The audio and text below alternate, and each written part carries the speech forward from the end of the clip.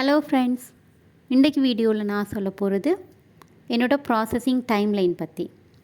நான் அப்ளை பண்ணது எஸ்ஓடபிள்யூபி spousal open work பெர்மிட்டும் என்னோடய சைல்டுக்கு டிஆர்வி டெம்ப்ரரி ரெசிடென்ஷியல் விசாவும்.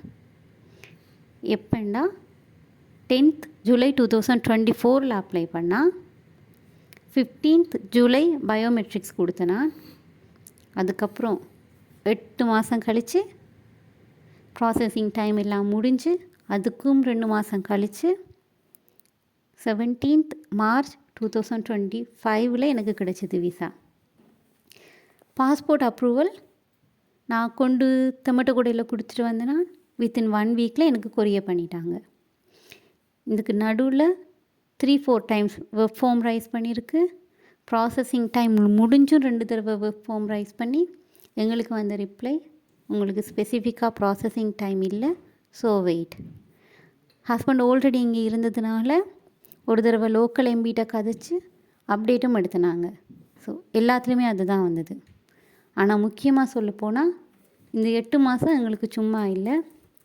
வெயிட் பண்ணுற ஒவ்வொரு நாளுமே extra stress, depression, family issues நிறைய ஃபேஸ் பண்ணி போராடி கடைசியில் தான் கிடச்சிச்சு. பட் எனக்கு இவ்வளோ காலம் எடுத்துச்சுங்கிறதுக்காக எல்லாருக்கும் இதே காலம் எடுக்கும் இல்லை. It depends. அப்ளிகேஷனை பொறுத்தது, எந்த கண்ட்ரிங்கிறத பொறுத்தது, ஸ்பௌஸ் என்ன விசாவில் இருக்காங்க, ஸ்டடி பெர்மிட், ஒர்க் பெர்மிட்டை பொறுத்து தான் இந்த ப்ராசஸிங் டைம்லைன். இப்போ வெயிட் பண்ணுற எல்லாருக்கும் சொல்கிறேன், கண்டிப்பாக கிடைக்கும். ஹோப்பை விட்டுறாதீங்க. இது ரிலேட்டடாக ஏதாவது கொஸ்டினோ எதுவும் கேட்கணுமென்று சொன்னால் கமெண்ட் பண்ணுங்கள், ரிப்ளை பண்ணுறேன். தேங்க்யூ.